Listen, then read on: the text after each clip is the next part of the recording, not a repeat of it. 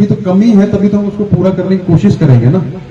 तो उसी प्रकार हमको दुख है, 7 प्रकार के दुख है, जन्म मृत्यु जरा व्याधि, आध्यात्मिक, आदि दैविक, आदि भौतिक। ठीक है, तो उसमें जो लोग पिछली बार नहीं थे तो उस बात की रिकॉर्डिंग भी नहीं हुई थी, तो ठीक है, आप आपस में पूछ सकते हैं अपने मित्रों से या किसी और से जो थे पिछली बार कि ये क्या दुख है, तो आप समझ जाएंगे।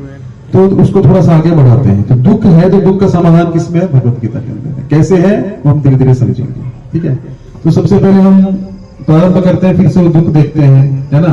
थोड़ा सा रह गया था वो डिटेल में। तो दुख कैसा है ना, मन का दुख है लोगों को, है ना। तो जैसे मन का, मैंने बोला था ना कि मन एक ऐसी चीज है जो it can create hell out of heaven and heaven out of hell. अब स्वर्ग में है लेकिन आपका मन ठीक नहीं है तो नरक के बराबर लगेगा आपको, और नरक में है लेकिन मन खुश है तो स्वर्ग को देखते हैं ना कितना खुश रहता है ना, है ना, कितना एकदम खुश रहता है, कोई टेंशन नहीं है ना, कीचड़ में पड़ा हुआ है। भैंस को देखते होंगे आप, बस तैरती रहती है ना, तो उसको क्या है, उसका मन खुश है ना, तो उसको कुछ पता नहीं है, या मन का विकास नहीं हुआ है कि दुख सुख समझने के लिए। तो उसी प्रकार क्या है, इस संसार में आप कितना भी कुछ कर लो प्रॉब्लम आने वाला है। कैसे, जैसे एक एग्जांपल समझते हैं, एक साधु थे, साधु देखे ना सबने, तो साधुओं की बड़ी बड़ी दाढ़ी रहती है, तो साधु बड़े दयालु थे, बहुत दयालु थे, क्योंकि लंबी दाढ़ी थी, इतनी लंबी दाढ़ी थी उनकी।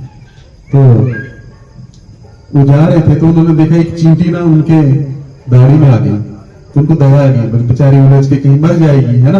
तो सोचा इस चींटी को मैं निकाल दूं, तो उन्होंने क्या, एक पेड़ था लंबा, पेड़ था ना, तो अपनी दाढ़ी ऐसे लगा दी उसके साथ में कि भाई अभी ये चली पुल की तरह, मतलब चली जाएगी इस पेड़ पे। तो क्या हुआ, उस पेड़ पे और भी बहुत सारी चींटियां थी, लाल चींटियां। तो क्या हुआ, वो एक तो गई कि नहीं गई, पर मतलब वो सारी उनके दाढ़ी में घुस गई। ठीक है, अब वो अंदर गई तो अंदर काटने लगी उनको, तो चींटी काटती तो बहुत जलन और ये होता है ना दर्द, तो वो ऐसे मसलने लगे। तो बेचारे गए एक को बचाने, लेकिन क्या हो गया, कई सारी मार दी उन्होंने, है ना। तो ऐसा होता है संसार में, जाते अच्छा करने लेकिन हो जाता है बुरा, है ना। मतलब हम जाते हैं प्रॉब्लम का सोल्यूशन करने, लेकिन क्या होता है, वो प्रॉब्लम का सोल्यूशन ही 10 और प्रॉब्लम लेके आ जाता है। होता है कि नहीं होता है ना। जैसे अभी हम घर बनाना चाहते हैं, ठीक है, एक अच्छा आलीशान मकान होना चाहिए, लेकिन कितना मेहनत है उसमें। पिछली बार हमने ये भी चर्चा किया था, बहुत बड़ा क्या है, कष्ट है, लेकिन सुख सिर्फ इतना सा है ना। हमने एक एग्जाम्पल भी लिया था, यहाँ से आप मान लीजिए हमको कहीं ट्रैवलिंग करना है, हिल स्टेशन जाना है, तो कितना दुख है ना। 4-5 टिकट निकालना है ना, वो हमने सब चर्चा किया था। वहां होटल बुकिंग करना है, मतलब 1 साल पहले कमाएंगे, फिर वो 4-5 दिन में खत्म हो जाएगा, है ना। तो मतलब कष्ट बहुत ज्यादा है, सुख सिर्फ इतना सा है, इतना तो सब स्वीकार करते हैं ना। तो इसी प्रकार हम कुछ भी एडजस्टमेंट करने जाइए, कुछ भी XYZ कुछ भी उसका एडजस्टमेंट करने जाएंगे तो क्या होगा, उसके साथ में भगवान भगवत गीता के 18वें अध्याय में कहते हैं, इस संसार में जो भी कर्म है उसके साथ कुछ ना कुछ पाप तो एसोसिएटेड है ही। ऐसा कोई व्यक्ति नहीं बोल सकता लेकिन मैं पाप नहीं कर रहा हूं, बोल सकता है कोई नहीं। आप चल रहे हैं लेकिन अननोइंगली आप कितने जीवों को मार रहे हैं उसमें। आप पानी पी रहे हैं, उसमें माइक्रोस्कोप लेके अगर देखेंगे तो आप पानी नहीं पी पाओगे। दही खाते हैं हम लोग, है ना, दही में तो बोलते हैं कि बहुत मतलब हार्मलेस बैक्टीरिया हमारे लिए अच्छे हैं, लेकिन है तो बैक्टीरिया ना, है ना। तो इस संसार में कोई भी व्यक्ति पाप किए बिना नहीं रह सकता, हो ही नहीं सकता है। अब चक्की का आटा खाते हैं, चक्की में वो पीस के, हम तो भाई आशीर्वाद का आटा खाते हैं, लेकिन वो पिसा तो है, किसान ने हल चलाया है। ऐसा गरुड़ पुराण में किसी पुराण में वर्णन आता है कि हल चलाने का पाप सबसे ज्यादा है, क्योंकि कितने जीव मरते हैं जिन्होंने हल चलाया, उनको पता है जमीन में जब खोदेंगे उसमें कितने जीव मर गए, तो उसका कर्म किसको लगेगा, है ना। तो किसान से चालू होता है वो। फिर क्या हुआ, उसमें खाद दिया उसने, या पेस्टिसाइड्स दिया, पेस्टिसाइड समझते हैं ना, कीटनाशक, उससे कितने कीट मरे, है ना। फिर क्या हुआ, कीट मरे, फिर उसने उसमें वो चला, बहुत सारे और भी पाप हुए। फिर क्या हुआ, उसके बाद वो उसने उसका निकाला, अन्न को बाहर निकाला, उसमें कितने जीव मर रहे। फिर वो ट्रक से आपके पास आया, वो ट्रक के नीचे कितने जीव मर रहे होंगे, है ना। फिर आपके पास आया, फिर आप सोच रहे हैं हम शुद्ध खा रहे हैं, और उसको जो खा रहा है उसको कर्म होता है उसका। तो ये नहीं है कि आपको दिख नहीं रहा है, तो वो कर्म चल रहा है पीछे से, तो बहुत कर्म है। तो भगवान भगवद गीता में बोलते हैं, जिस प्रकार आग धुएं के बिना आग नहीं हो सकती, है ना, उसी प्रकार इस संसार में जो भी कर्म उसमें पाप तो है ही। अब मात्रा ज्यादा कम हो सकती है, बात अलग है, और नोइंगली अननोइंगली हो सकती है ना। तो कितने आप पानी गर्म करते हो, खाना बनाते हो, उसमें कितने सारे जीव जंतु हम देख नहीं पाते, इसका मतलब नहीं क्यों है नहीं, तो पाप तो हर जगह। तो हम प्रॉब्लम का सोल्यूशन करने जाएंगे तो क्या हो रहा है, लेकिन वो सोल्यूशन ही 10 प्रॉब्लम बन जा रही हो रहा है कि नहीं? सबके साथ हो रहा है ना? अब सोचता बस ये हो जाए, अब बच्चे का 10th हो जाए, बस फिर कुछ नहीं। फिर 10th के बाद अगला टेंशन है एडमिशन कहाँ लेंगे, है ना? फिर वहां पर टीचर्स अच्छा नहीं पढ़ाएंगे, या फिर 12th का फिर बाद क्या करेंगे, वहां डोनेशन दो, यहाँ दो, ये दो। तो ये प्रॉब्लम कभी खत्म नहीं हो रहा है। बचपन में सोचते थोड़े से बड़े हो जाएंगे ना तो सब अच्छा हो जाएगा, स्कूल जाएंगे, स्कूल तो बहुत बड़ा टेंशन है ना? फिर बोलते स्कूल एक बार खत्म हो जाए, 10वीं हो जाए, है ना, फिर मजा आएगा। फिर मजा नहीं, असली सजा फिर शुरू होती है ना? पहले तो माँ बाप टेंशन लेते थे, अभी अपने को टेंशन आता है ना? फिर उसके बाद क्या होता है, अब नौकरी मिल जाए, बस नौकरी तो फिर पता ही है आप सबको, है ना? मतलब कॉलेज देखो, पिछले ठीक लगता जाता है, फिर है ना? फिर स्कूल ठीक लगता है, जब कॉलेज जाते हैं अरे वो भी क्या दिन थे, है ना? फिर कॉलेज चला गया तो अरे वो भी क्या दिन थे, अरे यार क्या 9 से 6 की ड्यूटी देनी पड़ रही है ना? कितना भी काम कर लो, बॉस को कितना वो गाली देगा हमेशा, है ना? कितना भी कर लो, हमारी कोई इज्जत ही नहीं है। अच्छा फिर बोलते चलो अब शादी हो जाएगी, खाना बनाना पड़ता है, कच्ची पक्की रोटी, है ना? पत्नी आती है, फिर क्या है, पहले तो अपने लिए बनाती है, उसके लिए भी बनानी पड़ती है ना? है ना? हो जाता है ऐसा। फिर मतलब बहुत सारे झमेले हैं उसमें, है ना? तो पिछला अच्छा ठीक लगता है, पहले रेंट पे ठीक था, अब अपना ले लिया, अब इतना लोन है, इतना है, मतलब वो प्रॉब्लम खत्म नहीं हो रहा है, उसका सॉल्यूशन कुछ नहीं है। तो हमको इस स्वीकार करने में हम दुखी हैं। तो इसका प्रॉब्लम का सॉल्यूशन एक ही भगवत गीता में दिया, भगवान बहुत सिस्टमेटिकली समझाते हैं, ठीक है? तो हमने 2 एग्जाम्पल से समझा कि इस संसार में दुख है और वो मन के द्वारा भी निर्माण होता है। जिसके पास सब कुछ है वो भी सुखी नहीं है। ऐसा मत सोचिए कि किसी के पास पैसा है तो बहुत खुश है, किसी के पास हेल्थ है तो बहुत खुश है, ऐसा नहीं है। तो एक बार क्या हुआ, एक पेड़ था, पेड़ के नीचे एक आदमी सोया हुआ था ऐसा दोपहर के समय, है ना? बहुत अच्छी हवा आ रही थी, सो गया। तो सोते सोते उसने देखा उसको कुछ काटा, ठीक है? तो उसने दूर से देखा तो देखा एक चूहा भाग रहा है, बोला हट हट, तो चूहा भाग गया, ठीक है? फिर सो गया। थोड़ी देर बाद फिर चूहा है, फिर काटा, फिर बोला हट, तो भगाया उसको। तीसरी बार क्या हुआ, तो चूहा काटा उसको, लेकिन चूहा कहीं चला गया, उसको दूर एक सांप दिखा हो जाता है, ठीक है? दूर अरे बाप रे, मुझे सांप काट लिया, वो मर गया। उसको सांप ने काटा नहीं था, उसको चूहा ही काटा था, लेकिन उसको क्या भ्रम हो गया, तो उसको किसने मारा? चूहे ने, सांप ने, मन ने मारा। तो मन ऐसे मारता है, कुछ नहीं है ना? तो लगेगा नहीं ना तो क्या होगा, उसको तो लगना है कहीं ना कहीं, तो आपको टेंशन देगा। जब माइंड कंट्रोल में नहीं है ना तो कहीं ना कहीं तो आपको लगाएगा, ऐसी चीज। तो मंत्र करते हैं ना, मंत्र मन तारती मंत्र, मंत्र की डेफिनेशन होती है जो मन को तार दे, मतलब मन को आपको नियंत्रण कर देगा, बाकी है कुछ भी नहीं। फियर का मतलब क्या होता है? फियर होता है सबको, फियर समझते हैं, डर। तो फियर का असली डेफिनेशन है फॉल्स एविडेंसेस अपीयरिंग रियल, मतलब जो होना नहीं है कभी भी, है ना, लेकिन आपको लगता है हो जाएगा, ऐसा हो गया तो, है ना, ऐसा हो जाए तो हम नेगेटिव बहुत सोचते हैं। क्यों नेगेटिव सोचने का कारण क्या है कि हमारे पास हमारा मन नियंत्रण में नहीं है, हम मन जाता रहता है कहीं ना कहीं, और उस पर फिर हम पॉन्डर करते हैं, उस पर वो घूमता है, फिर 10 निष्कर्ष निकालेगा, और वो होगा कि नहीं होगा वो तो पता नहीं, है ना? तो ये हमारी स्थिति है। तो ये सबके उत्तर हमको कहां मिलेंगे? जो सारे कष्ट हमने अभी तक डिस्कस किए भगवत गीता के अंदर, है ना?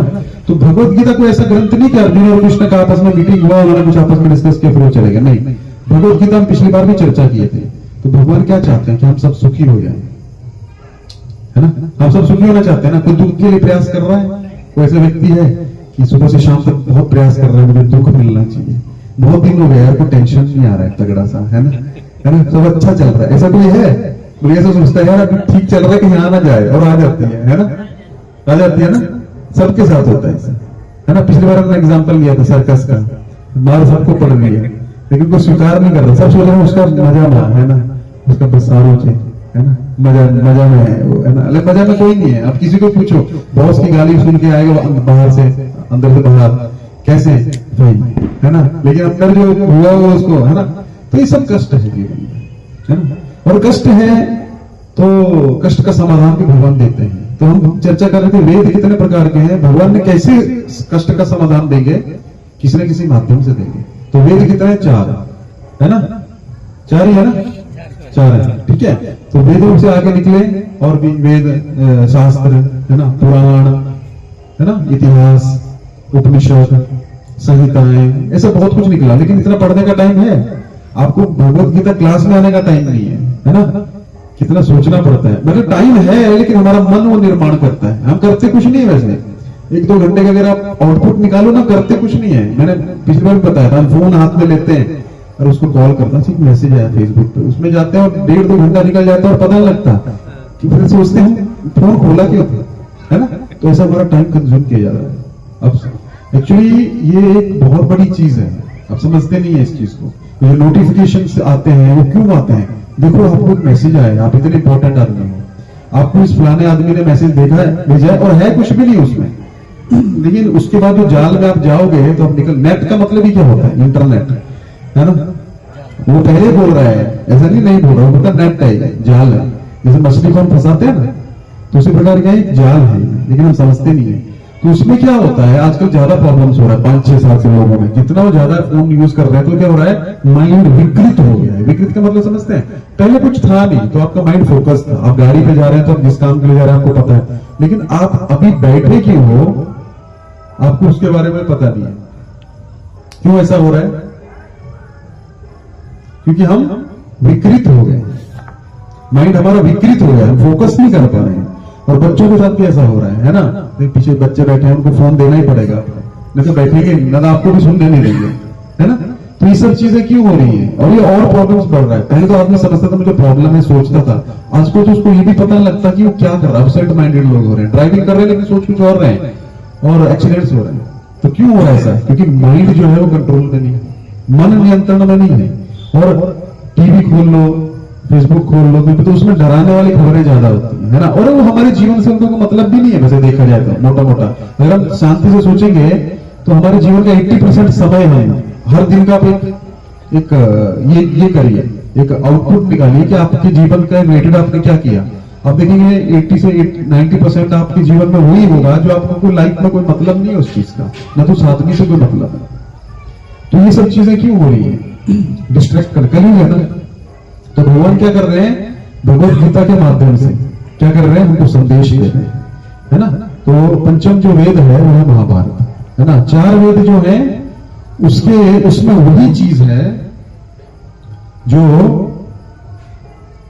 मतलब इन पुराणों में वही चीज दी गई है जो 4 वेदों में है, ठीक है। तो पंचम वेद में भगवान ने एक स्टोरी फॉर्म में डाला है। जैसे पिक्चर देखना सबको अच्छा लगता है ना, है ना। लेकिन पहले पिक्चर ऐसे नहीं बनती थी, पहले क्या तो उसकी स्टोरी होती थी, हीरो होगा, है ना, वो अच्छी मार्ग पे चलेगा, फिर क्या होगा, फिर उसको कुछ मतलब एक बड़ी ताकत उससे लड़ेगी, फिर लास्ट में उसकी विजय हो जाती थी, है ना। तो वैसे भगवान क्या कर रहे हैं, जैसे वेद शास्त्रों में बताया गया है कि चोरी नहीं करनी चाहिए, लेकिन चोरी नहीं करनी चाहिए से कोई सीखता नहीं है ना। जैसे कि एक बार एक एग्जांपल आता है, महाभारत सुना है सबने, है ना। महाभारत में कौरव और पांडवों के गुरु कौन थे? द्रोणाचार्य, है ना। तो द्रोणाचार्य ने एक बार सबको सबक सिखाया मतलब पाठ, क्रोध मत करो, ठीक है। तो 100 कौरवों से पूछा, हाँ दुर्योधन हो गया याद, क्या? क्रोध मत करो। अच्छा दुशासन, हाँ तो क्रोध मत करो, ठीक है। सबका नंबर आ गया, क्या है? क्रोध मत करो, सिंपल सा लेसन है, ठीक है। पांडवों का नंबर आया, युधिष्ठिर बड़े थे, युधिष्ठिर याद नहीं हुआ, अरे क्या? अच्छा ठीक है बैठ जाओ। अर्जुन क्रोध मत करो, है ना। भीम क्रोध मत करो, सबने सुना दिया। बोला कल याद करके आना, सबको याद हो गया, सिर्फ तुम्हें याद नहीं हुआ है, बोले ठीक है। तो दूसरे दिन फिर आए तो पूछे युधिष्ठिर महाराज से, कल जो लेसन पढ़ाया था याद हो गया? बोले इतना आसान लेसन था, दुर्योधन को भी याद हो गया है कि क्रोध मत करो, तुम्हें याद नहीं हो, इतना सिंपल सा है। बोले अच्छा ठीक है, गुस्सा आ रहा था थोड़ा, लेकिन ठीक है कोई बात नहीं। अच्छा तीसरा दिन आया, तीसरे दिन फिर पूछा, लेसन याद हुआ? बोले नहीं, अब तो थोड़ा भड़क गया। बोले अरे इतना आसान लेसन दिया, कल अगर नहीं करके आया ना याद तो देखना तुम्हारा कल क्या हाल करूंगा, ठीक है। चौथा दिन आया, बोले लेसन याद हो गया? नहीं। अब एक डंडा उठाया और लगे मारने उनको, है ना। इतना मारा बीच में, याद हो गया। बोले अरे अभी तक तो याद नहीं था। बोले गुरुजी मैं क्या देख रहा था कि क्रोध मत करो, ये तो बोले याद हो गया था, लेकिन सही में मैं क्रोध करता हूँ कि नहीं करता हूँ? तो बोले आपने इतना मारा ना, मुझे क्रोध नहीं आया, मुझे याद हो गया। उसको बोलते हैं याद करना, है ना। रटना रटाना नहीं, एक होता नॉलेज, एक होता रियलाइजेशन, आत्म साक्षात्कार, उसका आत्म साक्षात्कार, ठीक है। तो वेदों में जो शिक्षाएं हैं उनको पुराणों में बताया गया है स्टोरी फॉर्म में, क्योंकि स्टोरी सबको अच्छी लगती है। नाटक देखना सबको अच्छा लगेगा, अब स्टोरी सुनाएंगे तो आधे लोग सो जाएंगे, है ना। लेकिन स्टोरी जो चल रही है, राम सीता जी का स्वयंवर चल रहा है, तो सबको अच्छा लगेगा, है ना। अरे वाह कितना अच्छा लगा, क्योंकि हम रिलेट कर पाते हैं उस चीज को अपने लाइफ से। लेकिन जो हम सुनते हैं काफी चीजें हम लोग ध्यान भटक जाता है ना, तो ऐसा होता है। तो भगवान ने क्या किया, पंचमवेद महाभारत की रचना की। तो महाभारत के अंदर उन्होंने स्टोरी फॉर्म में इस चीज को डाला, बुराई के प्रति कौरव, अच्छाई के प्रति पांडव, है ना। फिर आगे स्टोरी चलती है, उसमें देखो कितने सारे लेसन है। दूसरे की जमीन नहीं लेनी चाहिए, दूसरे के अधिकार को नहीं लेना चाहिए, है ना। दूसरे के साथ जुआ नहीं खेलना चाहिए, और बहुत सारे और भी फैक्टर्स है उसमें। तो कितने सरल फॉर्म में वो दे दिया आपको, है ना। तो ये सब चीजें भगवान ने क्या किया, भगवत गीता में दिया। तो भगवत गीता महाभारत का पार्ट है। महाभारत में कितने पर्व है, 18 पर्व में एक पर्व है भीष्म पर्व। भीष्म पर्व में 23वें अध्याय से लेकर 40वें अध्याय तक क्या है, भगवत गीता। भगवत गीता का 18 अध्याय है। तो इस प्रकार भगवान ने क्या किया, ये मतलब संदेश है अर्जुन के माध्यम से दिया। अब अर्जुन कोई छोटा मोटा आदमी नहीं था। अर्जुन जो था उसका माइंड इतना, हमारा तो माइंड का हमने देख लिया कि हमारा ज्यादा कंट्रोल है नहीं माइंड पे। अर्जुन का माइंड कैसा था, आप सबको पता है। जब वो स्वयंवर में गया था तो उसको क्या करना था, पानी में देख के ऊपर बाण चलाना था, है ना। और वो मछली कंटिन्यूसली घूम रही थी, मतलब। और वो भी आपको सबको पता है कि द्रोणाचार्य ने बोला कि सबको बुलाया, बोला क्या दिख रहा है, तो बोलता पत्ता दिख रहा है, तो बोलता है पेड़ दिख रहा है, टहनी दिख रही है ना। कोई बोलता कुछ नहीं दिख रहा है ना। देखना क्या है, लेकिन अर्जुन को पूछा, बोला मुझे सिर्फ क्या क्या दिख रहा है ना। मुझे ना तो पक्षी भी नहीं दिख रहा, मुझे सिर्फ उसकी आंख दिख रही। तो इतना फोकस था उसका, है ना। तो ये अगर आपका माइंड जो है वो कंट्रोल में है, तो आप अपने विचारों, सब खेल विचारों का है। एक्चुअली मैंने पिछली बार भी बोला था, ताजमहल सबसे पहले कहां बना था, आगरा में, है इमेजिनेशन। पहले सोचा ना उसको, है ना। कोई भी चीज पहले यहाँ पे बनती है, फिर वो बाहर आती है। तो वो कब होगा, जब आप अपने विचारों को कंट्रोल कर पाएंगे, नियंत्रण कर पाएंगे। तो अर्जुन को क्या था, इतना उसका विचार ये था कि वो स्वयंवर में जाके वो घूमता हुआ चक्का ऐसा घूम रहा था ऊपर, पानी में देख के उसको निशान लगा दिया, उसने लगा दिया, है ना। और अर्जुन का मन इतना यह था कि उर्वशी ने उसको, जानते हैं ना उर्वशी ने उसको स्वर्ग में गया। तो वहां पे अप्सराएं होती, तो अप्सराएं नृत्य कर रही थी। तो इंद्र भी बैठे थे सभा में, इंद्र पुत्र थे ना, पता है आपको अर्जुन, है ना। तो उनको कैसा था, बोला वो तो पांडु के पुत्र थे। तो पांडु के पुत्र नहीं थे वो, कुंती को वरदान था। क्या वरदान था, जिस भी देवता का आह्वान करेगी और जैसा उसको पुत्र चाहिए होगा वो देवता उसको प्रदान कर देगा, है ना। तो वो गए, भगवान कृष्ण को लेके गए थे स्वर्ग में। तो क्या हुआ, वहां पे इंद्र जो थे वो नृत्य देख रहे। अभी वहां स्वर्ग में ऐसा रूल नहीं चलता है। स्वर्ग में कोई किसी का पति पत्नी नहीं होता, ठीक है। स्वर्ग में वहां पे भोग होता है, ठीक है। तो वो देख रहे थे नृत्य, तो अर्जुन बहुत ध्यान से देख रहे थे उसको, उर्वशी बहुत ध्यान से देख रहा था। इंद्र को लगा कि शायद इनको इनसे मतलब थोड़ा आकर्षण है। तो बोले कि ठीक है, अगर आप, बोले कि नहीं मेरे को ऐसा नहीं। बोले यहाँ पे कुछ नहीं होता ऐसा, स्वर्ग में जो है वो ऐसा नहीं चलता है। तो बोले नहीं, मैं इसलिए देख रहा था कि वो हमारे किसी पूर्वज के साथ में उनका, मतलब पहले कोई पूर्वज थे, उनके साथ उनका कुछ संबंध था। तो मैं उनको एक माता की तरह देख रहा था। तो इतना मन, और इसके बारे में तो आप जानते ही हैं, जब वो बृहन्नला के रूप में थे, तो उनको किसने, विराट की पुत्री का, मतलब वो उनको सिखाते थे ना नृत्य वगैरह। तो उनको ऑफर दिया था कि आप इनसे शादी करो, नहीं ये मेरी शिष्या है। तो इतना कंट्रोल था अर्जुन का। अर्जुन को साधारण मनुष्य नहीं था, है ना। जिसका स्वयं भगवान मित्र हो तो साधारण मनुष्य हो सकता है। लेकिन फिर भी अर्जुन को मेटीरियल वर्ल्ड में प्रॉब्लम आया। और प्रॉब्लम कहाँ आया, जो उसका डेली का प्रोफेशन है ना। जैसे आप में सब कोई फार्मा में काम करता होगा, कोई लोग ड्राइविंग करते होंगे, अब डेली का काम है ना। अब स्टीयरिंग पे बैठेंगे तो हाथ कांपने तो नहीं लगेंगे। 15 साल से चला रहे हैं तो क्या होगा, अचानक आज मेरे को घबराहट हो गई चलाने में, ऐसा तो नहीं होता, है ना। आंख बंद करके भी चलाएंगे तो चलेगी वो, है ना। इतना हाथ सेट हो जाता है। तो हम जो काम करते हैं, कोई टेलर है तो उसका हाथ मशीन पे बात भी कर रहा है और वहां सिलाई भी हो रही है ना।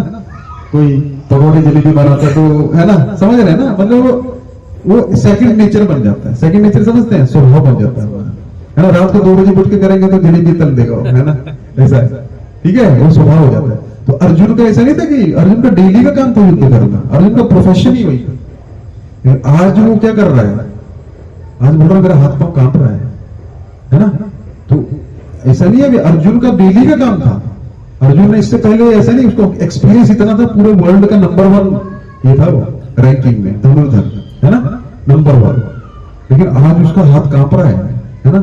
और ऐसा नहीं अर्जुन को, अर्जुन हम पढ़ेंगे भगवत गीता में, अर्जुन बोलता है कृष्ण मेरे रथ को भी दोनों सेनाओं के मध्य ले चलिए, है ना। तो ऐसा तो नहीं था कि डर रहा था। अब आप बोले कि चलो भाई दमन बीच पे जाना है ना, तो वहां पे बोले क्यों ले रहा है मेरे को यहाँ पे, है ना। तो जाहिर सी बात है आपने प्लानिंग किया तो वहां घूमने गए होंगे, है ना। तो अर्जुन वहां पे जा रहा है तो क्या करने जा रहा है, ऐसे टाइम पास करने है? नहीं, युद्ध करने, मतलब सैन्य निरीक्षण करना है, कौन है सामने, कितनी सेना आई, कौन कौन आया। अभी मान लीजिए आपका घर में झगड़ा होता, सबका होता, चाचा ताऊ के बीच में, है ना। तो सामने एक सेना रहती है, एक अपनी सेना रहती है ना। होता है ना ऐसा, युद्ध निरीक्षण करते हैं ना, बहुत होता है। लेकिन अर्जुन का अलग था। कितने लोग थे वहां पे? वो वहां पे 1 लाख 2 लाख 4 लाख लोग नहीं थे, 64 करोड़ लोग थे। कितने? 64। जितने क्षत्रिय थे ना संसार के सारे आ गए थे। तो 64 करोड़ मतलब 11 उनकी थी और 7 ही अक्षनी इनकी थी, ठीक है। तो एक में लाखों लाखों लोग रहते हैं एक अक्षनी में। तो इतने लोग थे सामने, लेकिन वो उनको देखने भी गया था। सैन्य निरीक्षण अर्जुन के लिए बड़ी बात नहीं थी। वो किसको देखने गया, कौन कौन आ गया है मेरे घर से लड़ने के लिए। अच्छा भीष्म भी आ गए हैं, द्रोण भी आ गए। अच्छा भीष्म जिसकी गोद में अर्जुन खेला है, अगर आपको, है ना, अभी आप किसी की गोद में खेले हो, अपने दादा की गोद में, और आपसे दादा सामने लड़ने के लिए आ गए, आपके हथियार लेके, और आपको भी लड़ना है, आप लड़ पाओगे? है ना, नहीं, है ना। और भले ही कौरवों के मन में कुछ भी था, लेकिन अर्जुन के मन में ऐसा, पांडवों के मन में कुछ नहीं था उनके लिए। तो अभी जिनके साथ वो खेले हैं बचपन से, वो 100 कौरव भी सामने खड़े हैं। द्रोणाचार्य जिनसे शिक्षा सीखी है वो भी सामने खड़े हैं। मान लीजिए आपके गुरुदेव सामने आ जाए जिनसे आपने सीखा है, फिर भी एक रिस्पेक्ट तो होती है। आजकल का जमाना नहीं है जो गुरु के खिलाफ शिष्य खड़ा हो जाएगा। ये वैदिक सभ्यता 5000 साल पुरानी है ना। और जिनसे सीखा है वो उनके खिलाफ बाण चलाना है, कैसे चलाएगा? तो इसलिए उसका हालत हो गया खराब। इसलिए बोलता कि अर्जुन कृष्ण मेरे हाथ से मेरा गांधी जो धनुष है वो छूट रहा है ना, मुझे पसीना आ रहा है, मेरा मुंह सूख रहा है, अब मैं युद्ध नहीं कर पाऊंगा। आगे ना प्रॉब्लम कितनी बड़ी है ना। गए थे लड़ने के लिए, अभी इतनी सेना इकट्ठी की तो ऐसे तो नहीं था। कहा क्यों गए थे? लड़ने के लिए गए थे। तो लेकिन वहां पे क्या प्रॉब्लम खड़ी होगी आगे। अब प्रॉब्लम खड़ी होगी तो उसका सोल्यूशन भगवान देंगे। और उसका अर्जुन को देने, अर्जुन को तो कभी भी भगवत गीता दे सकते थे, क्या जरूरत है? आपने देखा कभी क्लासेस चलती हुई, यूक्रेन और रशिया का वॉर चल रहा है और उधर क्लास चल रही है, देखा कभी? वहां से मिसाइल आ रही है और यहाँ पे कोई प्रवचन चल रहा है, ऐसा हुआ? नहीं हुआ, है ना। तो कृष्ण ने अर्जुन को ही क्यों भगवत गीता दिया? वेद व्यास तो थे वहां पे स्वयं। वेद व्यास को किसी जंगल में लेके जाके क्लासेस ले सकते थे ना, क्यों लिया? तो इसमें भगवान ये बताना चाहते हैं आप किसी भी स्थिति में हो, अर्जुन इस स्थिति में है कि इतनी भयंकर स्थिति में अर्जुन है कि उसको युद्ध करना हो रहा है ना। और पहले अध्याय के आखिरी में आप देखेंगे उसने गांडी साइड में रखा और बैठ गया ऐसे सीट में, मैं युद्ध नहीं करूंगा, ऐसा बोल दिया, मैं युद्ध नहीं करूंगा, बैठ गया। उस स्थिति में से अर्जुन को उठाना है। तो Bhagavad Gita is applicable in every situation. ऐसा नहीं कि भगवत गीता जब सब ठीक हो जाएगा, बच्चे सेटल हो जाएंगे, शादी हो जाएगी, है ना, फिर मेरे पास कुछ करने के लिए नहीं रहेगा, तो कुछ करने के लिए सही में नहीं रहेगा, फिर आप तो देख भी नहीं पाओ, भगवत गीता दिखेगी भी नहीं आपको, है ना। फिर चलने के लिए भी नहीं रहेगा, है ना। फिर क्या होगा? मैंने पिछली बार भी एग्जाम्पल दिया था, जो हम पूरी जिंदगी करते हुए हमें लास्ट में याद आता है ना। एप्पल का फोन का एग्जाम्पल दिया था, है ना। आपने 1 लाख रुपए का फोन खरीदा और आप उसको भूल गए कहीं और खाना सामने पड़ा है, तो आपको कुछ दिखेगा क्या?